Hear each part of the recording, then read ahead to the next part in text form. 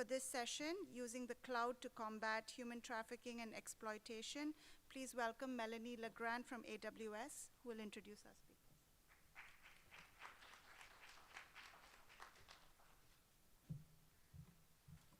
Good morning, everyone. Thanks for joining us today. We're so pleased to have you in our session. This is, as she mentioned, welcome to the Using the Cloud to Combat Human Trafficking and Exploitation session. My name is Melanie Legrand. I am the Rights and Equity Lead for AWS Global Social Impact. I support our efforts to advance human rights and safeguard protections for the most vulnerable, and also drive economic empowerment for marginalized communities with a focus on racial minorities. So I'm very, very pleased to be here. Thanks for joining us. I'd also like to welcome our two speakers today, our two customers who are here in the room, and they'll be speaking in just a minute. Caroline Humer, she's the Vice President of Global Alliances at the International Center for Missing and Exploited Children. And Anjana Rajan is the Chief Technology Officer at Polaris. So you will hear from both of those ladies in just a minute, and I'm so pleased to have them here today. As we noted in the session description, human traffickers reap over $150 billion annually from the control and exploitation of an estimated 40 million people worldwide, women, children, men. Perpetrators are taking advantage of technology and legitimate systems to commit their crimes and evade law enforcement. So in this session, the International Center for Missing and Exploited Children and Polaris will share how they've leveraged cloud-based solutions in their quest to end human trafficking and exploitation in very different environments. This session at its core is really about keeping children and vulnerable individuals safe, and the work to change underlying systems that make those communities susceptible to trafficking and exploitation. So again, welcome, thanks for joining us.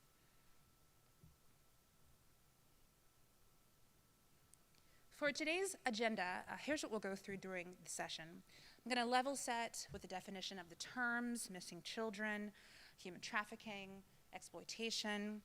I'll also be using those terms and give an overview of the issue. And we'll hear directly from our customers, as I mentioned.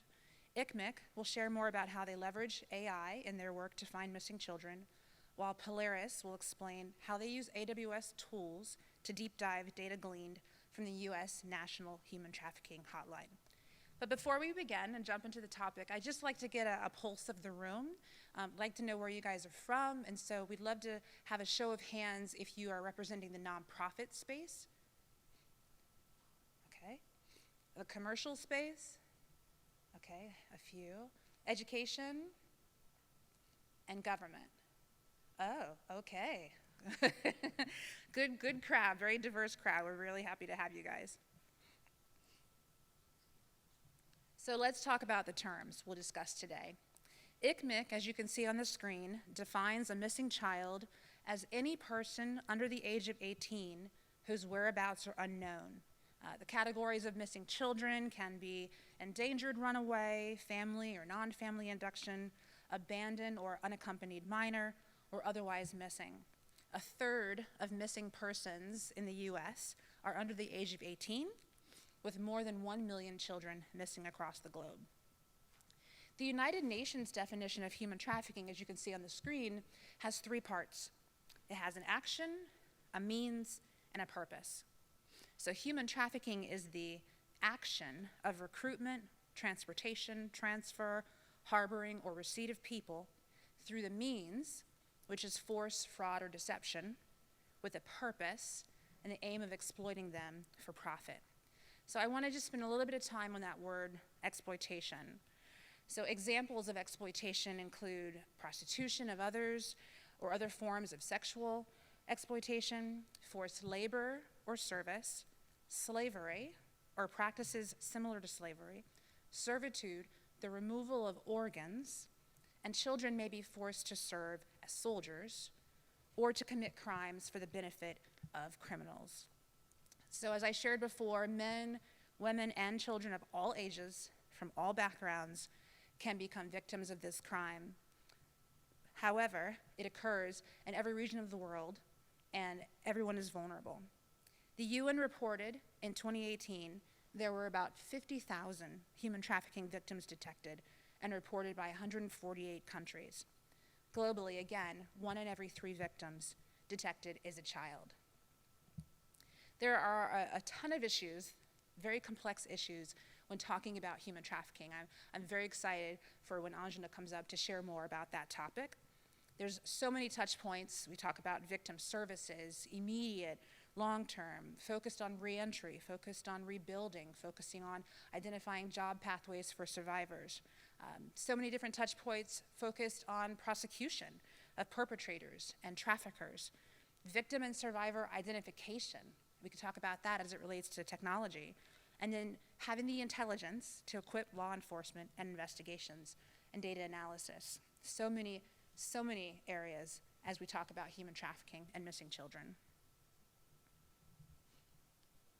As we know from conversations with our customers, nonprofits, and many of you in the room, customers face limited resources, right? We all want more. We all want more funding. We all want more support. We all want more staff.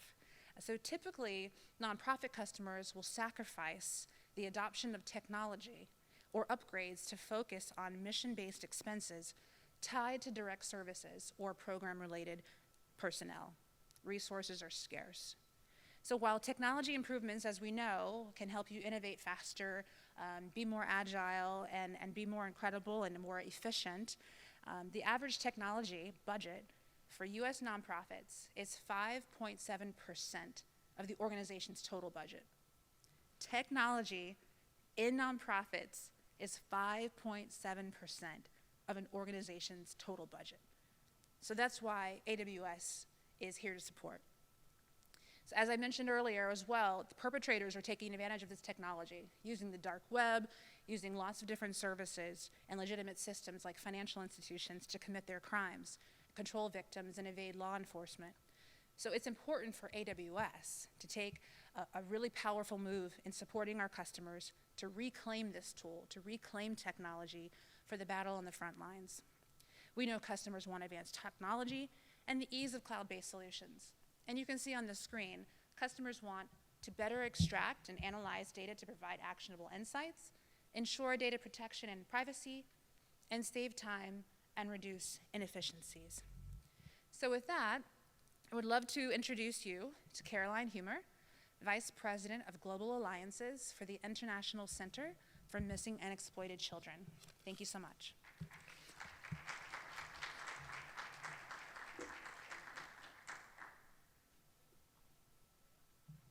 Good morning. Oh, the lights are bright. So before I go into, and thank you, Melanie, for the introduction. Before I want to go into what we've actually worked with AWS on, just a quick background on what the International Center is. Yeah. So the International Center is an international nonprofit. We are based here just in Alexandria, but we are international with offices in Brazil and in Singapore. We essentially work to combat child sexual exploitation, sexual abuse, and prevent children from going missing. What we do is we work with government, law enforcement, NGOs, social workers, educators, healthcare providers, in ensuring that countries can build a comprehensive response to these issues. Because as Melanie said, this is complex. This is not just one area that needs to work on this. We want all people to work together.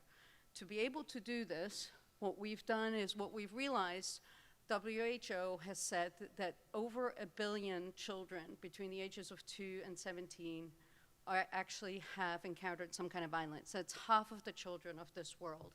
This just came out last year. So we need to actually have these structures in place. We need to be able to provide services. We need to provide resources and work together to be able to protect these vulnerable children. And the only way to do this is not to tackle just one of these issues, but to tackle it all together, because they're all intertwined. They're not just singular. They're all working. These crimes and these vulnerabilities are interlinked with each other. A child that goes missing can be exploited. A child that's exploited can go missing. There are variations of the terminologies, variations of how that happens. But one thing we know is that any of the individuals that are trying to protect the child that's going missing or a child that's being exploited or trafficked or prostituted need to work together to be able to actually protect the child themselves. And so one of the things that we wanted to do is also look at the issue of missing children. One of the things Melanie already said is that 1 million children go missing every year. This is only numbers from 9 countries in this world. There's 196 countries. The reason we don't know more of these numbers is because majority of the countries actually don't know what they consider as missing. They don't define it, and therefore they don't actually collect that information.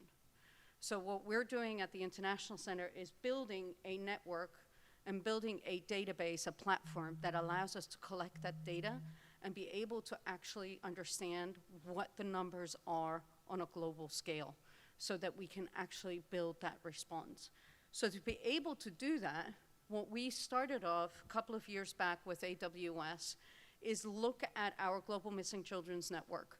Consists of 30 countries, NGOs, and law enforcement that work specifically to help search and recover missing children in their countries. As Melanie said, there's lack of resources, there's duplications, there's not enough technology. So one of the things we realized is it's all good and well, and I think majority of you are aware of the milk cartons that came out in the 80s and 90s, the posters of missing children. It's good to have those because we want to ask you for help. However, if they're just sitting on a website, or if they're just sitting in the fridge on a milk carton, how many people are actually going to see those pictures? So one of the things we came to AWS with said, we want to elevate this method of posters into the 21st century, 22nd century, and saying, what can we do? So with AWS's help, we essentially created weekly sprints that allowed us to look at what we needed to do for our customers. And our customers are those caseworkers, those law enforcement, those social workers, and everybody else.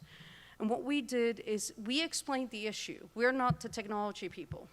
So we said, this is what we need. We need something that's dynamic, something that's easy to use, something to actually scale up as well. And that's language-based, so that if somebody in Argentina can use it in Spanish, or somebody in Indonesia can use it in their own language. So one of the things we started doing with AWS is look at their services and their products. And so with that, we actually developed a method of what we needed to build what we call the GMC engine. And with that, in that GMC engine platform, we actually built in the EC2 servers, the S3 buckets, we use Lambda, we also use facial recognition specifically. We use the recognition because we want to be able to create an optimized way for searching for the missing child. So the posters are great. We send them out, they're on a website, we push them out to the public. But what if we can search the internet at the same time and match a missing child photo with a photo that's on the internet or in the dark web and see, hey, there's a lead for law enforcement because this looks like the child that's missing. So that's why we've integrated an automated system with the use of facial recognition or recognition from AWS. And to show you a little bit about how this system actually worked, there is a video, and I'm hoping it will work. If I press this again. There we go.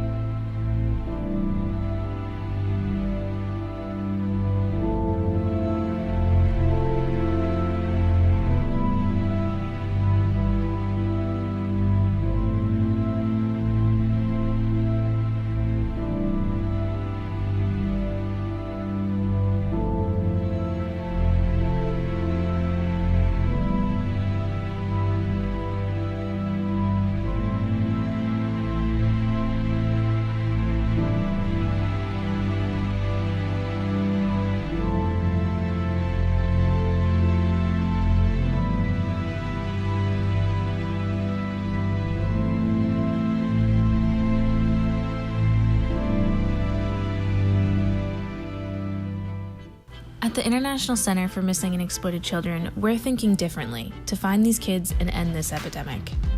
Our Global Missing Children's Network brings vetted law enforcement and NGOs in over 30 countries together to find missing children. We're giving these agencies the tools they need to recover missing children. Our partnerships with leaders in technology have allowed us to create the platform changing the way the world searches for missing kids. When a child goes missing, every second counts. Our engine takes traditional search methods to the next level. We're powering the largest emergency alerting system in the world and using facial recognition software to scour the internet for matches. A parent would never stop searching for their missing child, and neither does our engine. This engine casts its net wide, searching internationally for a likeness.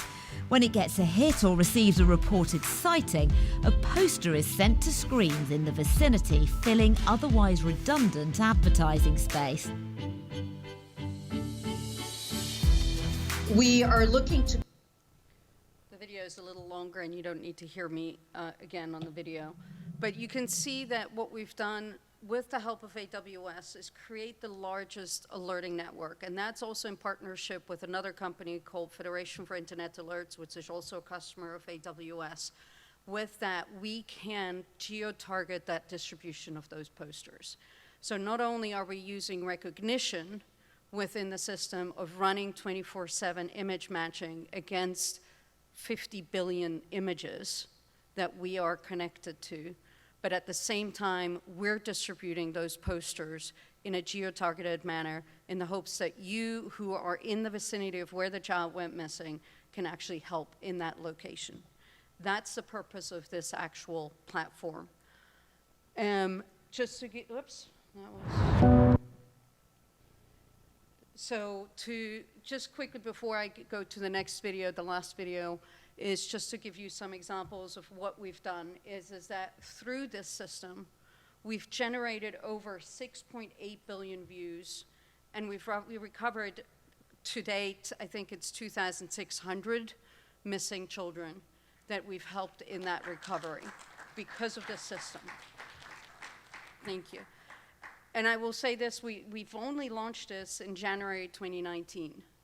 Our hope is really to bring this to every single country who's interested in helping searching for missing kids, children who are exploited, who need our help to actually being recovered. Because one of the things we also know is that only 1 in 3 children who are exploited will actually disclose. So we as the adults have the responsibility to help locate, identify them, and provide them with the resources that they actually need. Just to end on a good note, this is a quick video of what the system has helped to do in Guatemala.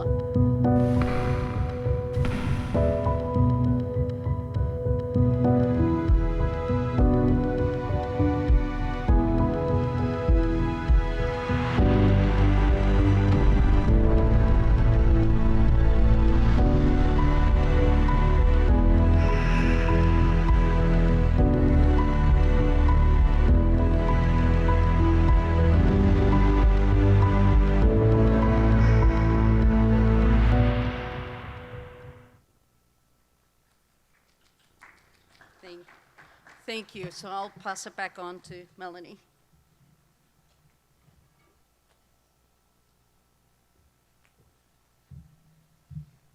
Thank you, Caroline. I know we've had discussions about this topic for a couple of months, but I always take notes, and I just, as the crowd was clapping, I'm just so impressed and so excited that we were able to support you in your efforts.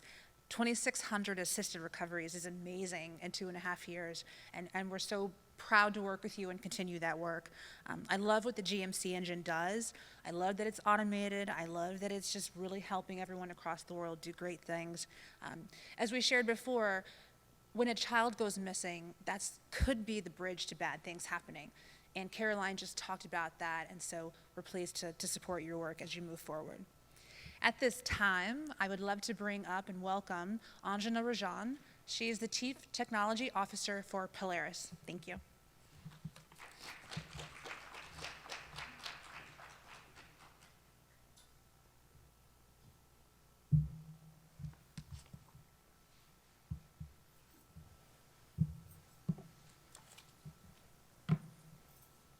Thank you, Melanie, so much for the introduction, and thank you, Caroline, for your incredible work at ICMIC. My name is Anjana Rajan, and I'm the Chief Technology Officer of Polaris. I want to start by zooming out and explaining what human trafficking is. Human trafficking is the illicit business of exploiting vulnerable people for profit. As Melanie said earlier, it is a $150 billion criminal industry with 25 million victims worldwide. And that number's only going to get bigger if nothing changes.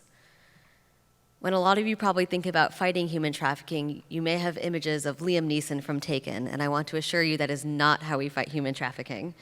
It's actually the end result of a range of other persistent injustices and inequities in our society and our economy. So simply arresting traffickers won't end this problem because it's too much and too complex. So to fundamentally reduce human trafficking, we have to change the conditions that make trafficking possible in the first place. Traffickers will pinpoint what vulnerable people need and pretend to give it to them. Maybe it's a job or an apartment. Maybe it's a sense of love or a sense of belonging. And traffickers will target the communities where those needs are the greatest.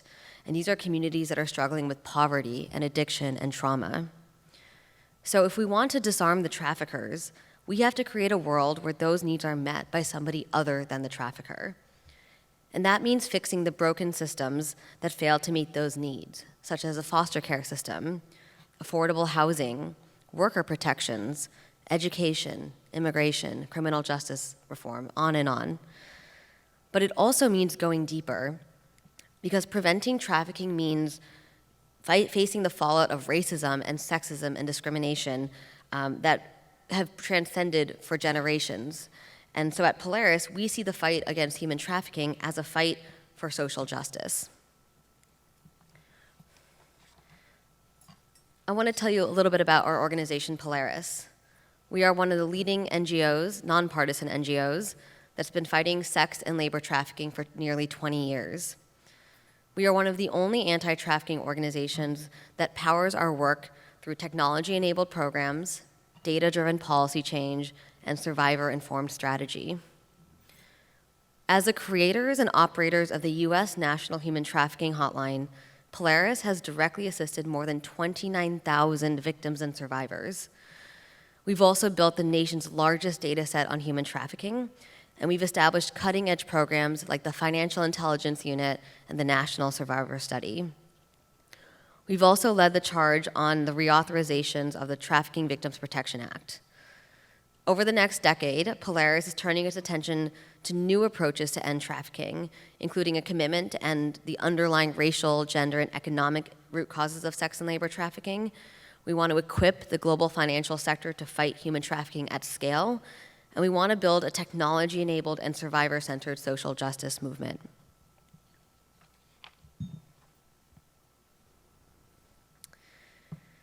At Polaris, we tangibly feel the scale of human trafficking problem in the United States. Since 2007, our hotline has handled more than 330,000 signals, and that includes calls, texts, online chats, web forms, and emails. In that time, the number of general calls to our hotline has increased by 1,000%, and direct calls from victims and survivors have increased by more than 4,000%. If the hotline is a nerve center of Polaris's work, then hotline advocates like Laurel Downey are the front line. My colleague Laurel is one of a team of around 80 Polaris hotline advocates who handle the ever-increasing number of signals streaming in from across the country. And these calls happen 24 hours a day, 7 days a week, 365 days a year. The hotline advocates at Polaris are truly some of the most mission-oriented people I've ever worked with. They answer the call at all hours with care, sensitivity, and compassion. The person on the other end of that line could be a person in an active trafficking situation, or it could be a concerned relative. Hotline advocates must build trust with whomever is on the other end of that line so that they can get as much information as possible about what's occurring in order to help in the safest way possible. In March of 2020, the global pandemic reached the United States. As many of you are familiar with this, it caused businesses and borders to close, and our US government quickly declared that the migrant agricultural workers who help feed our nation were themselves essential and therefore allowed to stay into the country. But when we analyzed our data from the National Human Trafficking Hotline, we saw that while the US government theoretically recognized these workers as vital to our nation's well-being, our country did not do enough to protect them from human trafficking and abuse.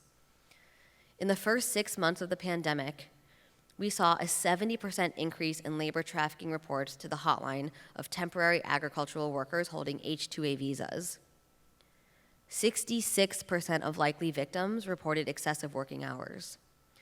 33% had wages withheld or stolen. 100% of workers reported fraud in their employment arrangement. And 34% of workers reported being denied health care in a pandemic. There was a direct impact on the sex trafficking side, too. The number of crisis trafficking cases handled by the hotline increased by more than 40% during the shelter-in-place mandate. And the number of situations in which people needed immediate emergency shelter nearly doubled. What all of this data shows is that sex and labor trafficking doesn't happen in a vacuum, but they are end results of a range of other problems, including poverty and systemic inequity. COVID exacerbated these conditions and made trafficking thrive. The economic upheaval, the fact that people were essentially trapped with their abusers, the desperate straits that so many find themselves in, just to name a few. And as our society continues forward in the recovery from the pandemic, we must still help those who are most vulnerable. Polaris, like many organizations, had to quickly adapt to support victims and survivors once the shelter-in-place mandate was put in place in March. And within 72 hours, our very on-prem physical operation converted into a fully virtual, cloud-based operation. And we were able to do this without having any downtime of the National Human Trafficking Hotline. And that was made possible because of AWS.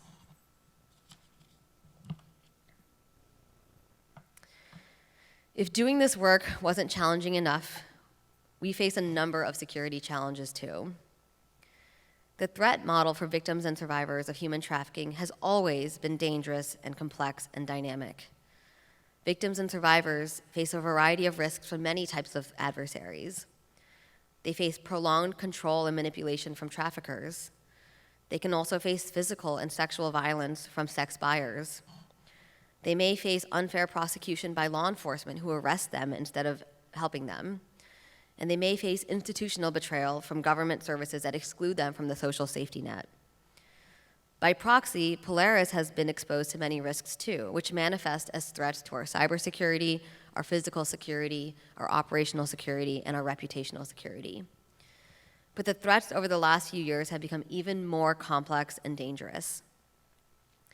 In August of 2018, Polaris was a target of a coordinated disinformation campaign that accused Polaris of being part of a fictitious child sex trafficking ring supposedly run by the Clinton Foundation.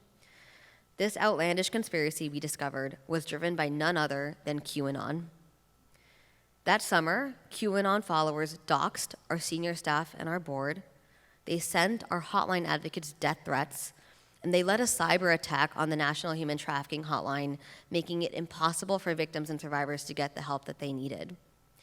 As you can imagine, this was a harrowing and traumatizing experience for the organization. When I joined Polaris in 2020 and I learned about this, I was worried that the attack on Polaris was a leading indicator of something bigger and more insidious. Because while QAnon was not quite yet part of the mainstream discourse, the patterns of QAnon followed a very similar disinformation playbook that I had seen used by other adversarial actors. It was the same way ISIS used propaganda to recruit women into their fold. It's the same way Saudi Arabia uses disinformation to discredit their adversaries. It was the same way the Russian Internet Research Agency tried to subvert the 2016 US election. The way that I saw it, the COVID-19 pandemic, the murder of George Floyd, and an upcoming presidential election seemed to be creating the perfect storm of tension. And it was clear to me that we were barreling towards an inflection point that would come to a head on November 3rd. What worried us at Polaris was that QAnon was a triple threat. Not only does it undermine the anti-trafficking movement, but it could threaten our democratic institutions and our elections, and worst of all, it could be a force multiplier for violent extremism. And we all saw that come to fruition on January 6th of this year. In 2020, that feeling was deepened in July when QAnon launched a child sex trafficking conspiracy against Wayfair, the online furniture retailer. And even though Polaris wasn't the direct target of this attack at this time, the deluge of mis and disinformation had devastating impacts on the anti-human trafficking apparatus. At Polaris, the unit of measurement we use for the National Human Trafficking Hotline is called a signal. And this is defined as a phone call, a text, an email, an online chat, and so forth. In 2020, a typical trafficking case results in 2.5 signals to the hotline. But the Wayfair case alone was 536 signals to Polaris, each of which contained no actionable information for us to use.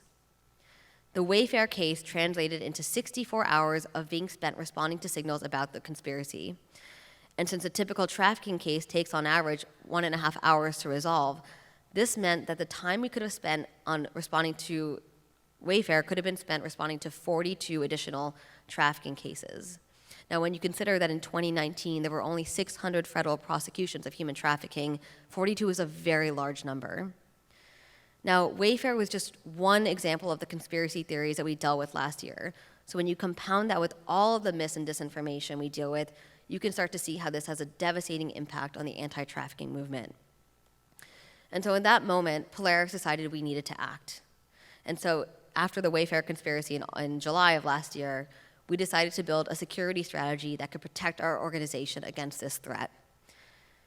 So simply put, in order to defend our mission, we need to do 4 things. We need to defend our movement and our organization reputation. We need to defend the operations of our hotline. We need to defend the physical safety of our people. And we need to defend the cybersecurity of our data. And in order to do all of this effectively, it has to be rooted in a systems change, data-driven approach, which is exactly how we approach all of our programmatic work at Polaris. We rely on a series of AWS products to construct our network infrastructure that can protect us against these urgent security threats. We use AWS WAF to protect the sensitive applications that we use in our environment from common exploits. We use CloudTrail to keep logs of nefarious activity, which allows us to more quickly find the root cause of an issue. We use Route 53 to support our complex DNS infrastructure to protect against DNS hijacking. And we use Savings Plan to make sure that we're optimizing our spending so that we can deepen our long-term investment in AWS. At Polaris, we're fighting for a world where the powerful cannot exploit the vulnerable for profit. And in order to solve this at scale, technology plays an imperative role in our work. There's a number of ways where you can support our work. You can make a philanthropic contribution, you can join our engineering team, or you can just learn about the truths about human trafficking and to help fight some of the disinformation threats we face. And all of this supports our pursuit to end sex and labor trafficking and restore freedom to survivors. Thank you very much.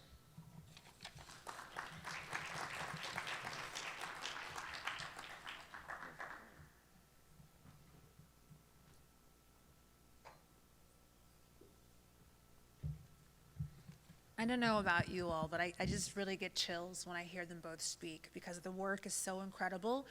What they're doing day to day just fills me with inspiration for what can happen to support missing children, to support vulnerable individuals all across the world. So thank you again to Caroline and Anjana. We'll take questions in a little bit, but I did want to say a few things before we do that. Anjana talked about Polaris in the way of a social justice messaging. And I think that we should really drive that point home, right? Because I mentioned, there are certain people who are vulnerable to trafficking. Anjana really got into the meat of that matter. Who's vulnerable? Why are they vulnerable? There are systems that are created that are supporting making people vulnerable. And I appreciated how she has let us know more about her work in that space.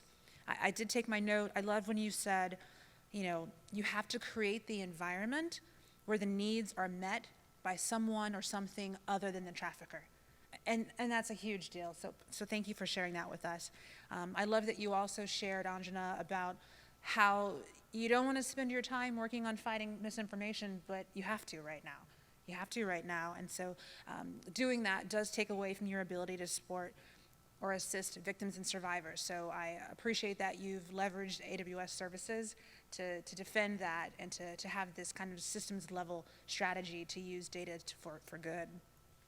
So again, I want to thank Caroline and Anjana for their insights, for the dedication to the work. I do have a couple of questions for them, but I'm more than happy to open it up to questions. But let me go ahead and ask the questions first, so please feel free to come back up and we'll just pass the mic.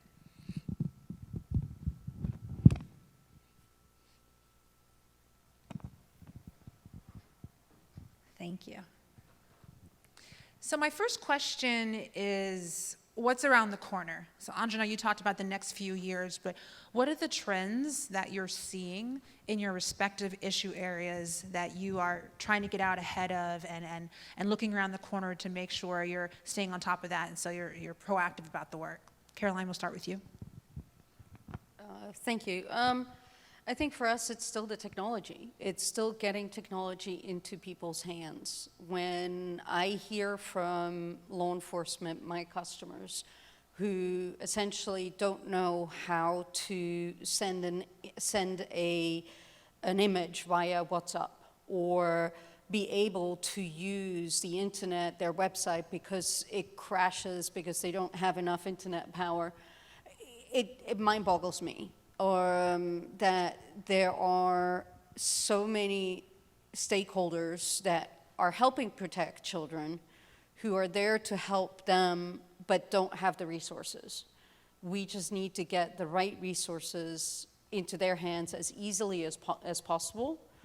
That then is scalable regardless if you're in Africa or in the first world country or wherever, because you need to be able to have it on hand. So that's for us still the biggest concern, is getting the resources and the technology into people's hands. I think COVID has made me think a lot about black swan events and the impact on human trafficking. And when we talk about human trafficking, we always say it's what happens when every single system breaks. And so the thing that I see around the corner is the impact of climate change on human trafficking. And I think a lot of folks who are working to fight climate change, rightfully so, are really thinking about the scientific impact of the temperature rising and the carbon emissions. But we need to also start thinking about the second and third order effects of climate crisis. When there's a climate crisis, it leads to a migrant crisis. And when there's a migrant crisis, there often implies that there is an exploitation happening. And so I think it's really important for us, as we start to see the intersectionality of these crises, to understand what the human effect is in the second and third order effects. That is wonderful insights from both of you. I think that there's so many other sessions during the summit that are focused on both of those pieces, so I hope everyone's taking advantage of that. So if we're talking about, aside from technology, so you just talked about how you're thinking about the intersectionality of the work, what are the other focuses you have for the next 5 years? You can speak about the technology and specifics if you'd like to, but you're more than welcome to speak about other areas that you're focused on in your organization as well. So the next 5 years, where do you see the work going? I think as what Anjana was saying, is building those systems when there are crises like the migrant crisis, that we actually build systems that sustain that can actually grow with it and not panic and build it afterwards. Because we need to build it now for the next crisis, for the next pandemic.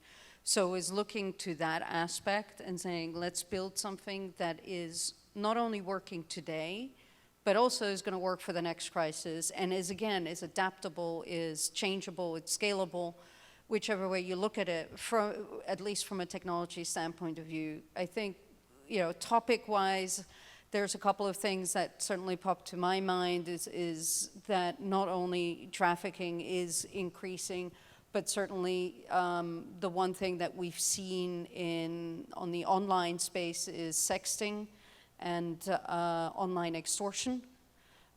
So that is something that we are worrying about and trying to figure out how to deal with that to make sure it doesn't grow as fast as it is at the moment.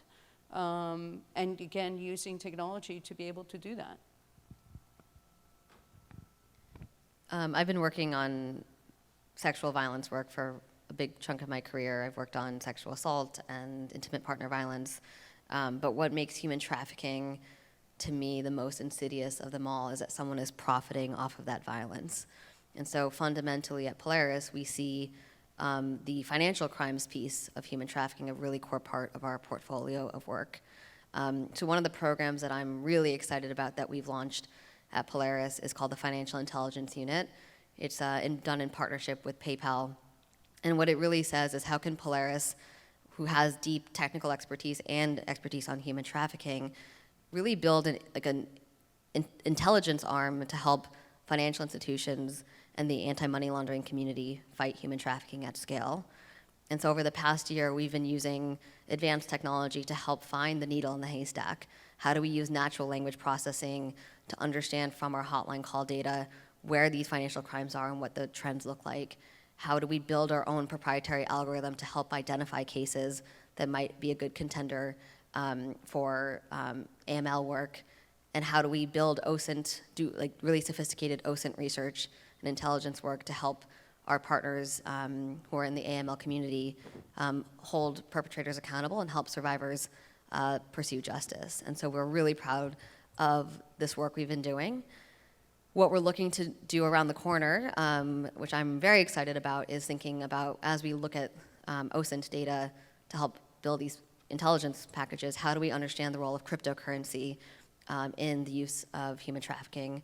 And more importantly, how do we start looking at the intersection of hate groups, white supremacy extremists, incels, as they commit acts of human trafficking? So a really multidisciplinary approach, a very technical approach, and one that we're just really, really proud and excited to work on. Thank you to you both. I think the theme for both of your answers was about the systems, right? We're not talking about the short-term work. We're talking about attacking the underlying systems that are creating the environment where missing children, exploitation, and trafficking thrive in. So appreciate you for that. At this time, we have a few more minutes remaining. We have questions in the audience. Hi.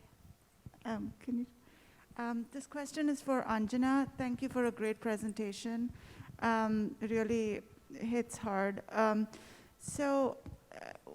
I'm curious, what are the sources of data that you're mining information from? You mentioned the hotline.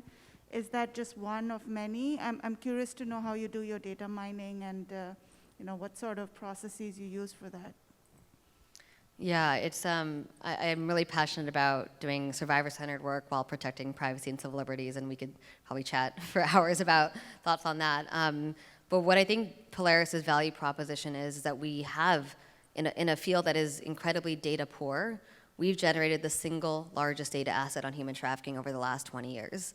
And the Human Trafficking Hotline, we talk very clearly about what the Human Trafficking Hotline does answer and what it doesn't. The trafficking hotline is not intended to be a research instrument. It's meant to be a crisis hotline. And so it's not a prevalence study, and it doesn't actually answer questions that survivors themselves want to know. And to solve that problem, we decided that we were going to launch a brand new research methodology this year, actually just a few weeks ago, called the National Survivor Study, which is a really sophisticated research program with a mixed methodology approach to say, what do survivors themselves want to know about the field? What do they want us to answer? And how do we do really rigorous survivor-centered research in that way? And what we're really proud about with the National Survivor Study is that it was designed by survivors for survivors. And so we've just launched this work to say, how can we really expand the data about human trafficking in the field?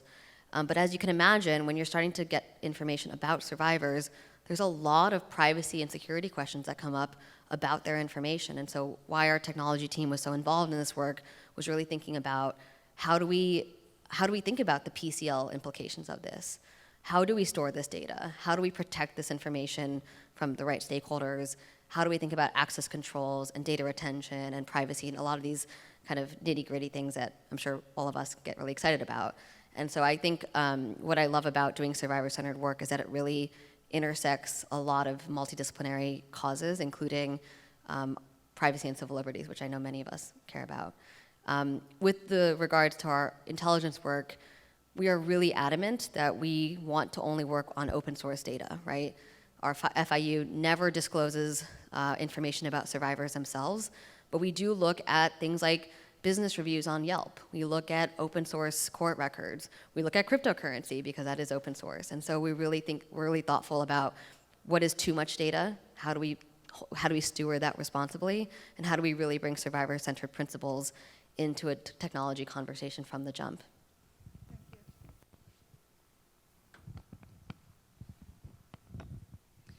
What other questions might we have from the audience?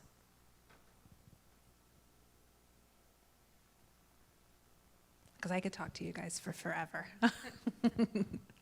There's so many amazing stories that you've shared here and that I know about as it relates to the work that you do. So we'll take a minute and we'll close the session. I'll say a few closing words, so feel free to take a seat. So again, if you all could give a round of applause to Caroline and Anjana for their support, their work.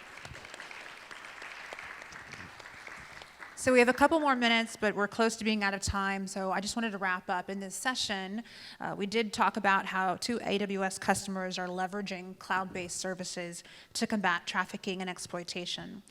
Again, complex issues, so complex. You talked about the financial work that you're doing on those systems. That's a big part of human trafficking as it relates to being for profit.